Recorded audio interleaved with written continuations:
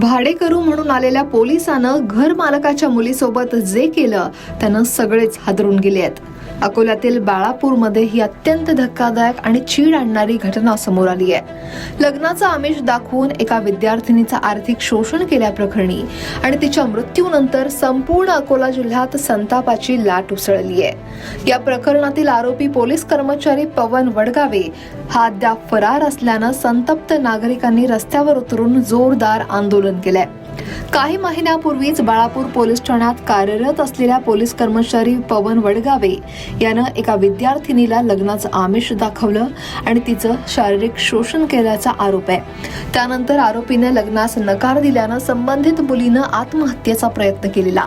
उपचारादरम्यान मृत्यूशी झुंज देत असलेल्या पीडित मुलीचा अखेर मृत्यू झाला.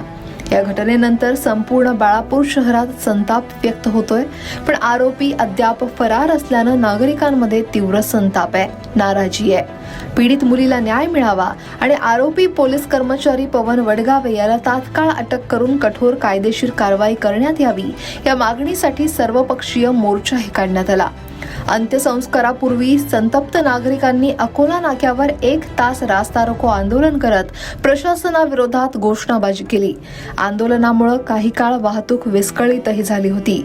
दरम्यान खासदार अनुप धोत्रे यांनी आंदोलनस्थळी भेट देत काय आश्वासन दिलं पाहूयात. कठोर कारवाई झाली पाहिजे अशी सगळ्यांची मागणी आहे. महाराष्ट्राचे मुख्यमंत्री माननीय देवेंद्रजी फडणवीस यांच्या माध्यमातून तो लवकरात लवकर पकडला गेला पाहिजे आणि त्यासोबतच जो खटला चालेल तो फास्ट ट्रॅक कोर्टमध्ये चालला पाहिजे आणि एक चांगले सिनियर वकील या विषयातील तज्ज्ञ वकील यांच्या माध्यमातून हा खटला भविष्यामध्ये चालेल एवढं या आपल्या दुःखात यामध्ये सांगू इच्छितो.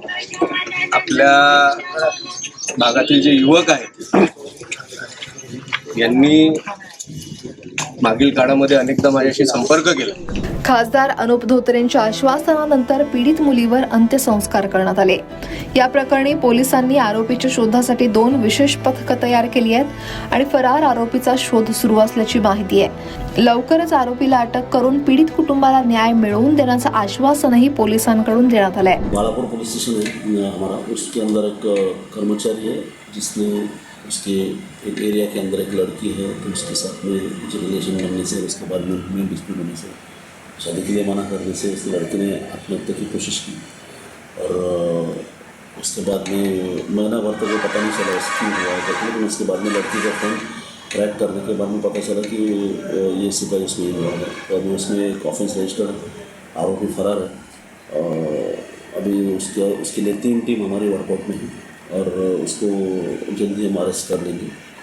पुलिस की संवेदनाएं जो परिवार है उनके साथ में है. हमारे एसपी साहब भी बहुत सीरियस है इस मामले में और इस कर्मचारी को फिर से ये कर्मचारी मतलब अपनी ड्यूटी पे नहीं रहेगा, इस बात की हम पूरी उपाय योजना कर रहे हैं इसमें और आरोपी को जल्द से जल्द हम अटक कर लेंगे. या विद्यार्थिनीच्या मृत्यूनंतर या प्रकरणाकडे संपूर्ण राज्याचं लक्ष लागलंय. त्यामुळे आता आरोपीला अटक कधी होणार आणि पीडित कुटुंबाला न्याय मिळवण्यासाठी तपास किती वेगाने पुढे सरकणार याकडे सगळ्यांचं लक्ष लागलंय. अकोल्याहून प्रज्ञानंद थोरातसह ब्युरो रिपोर्ट लोकमत.com.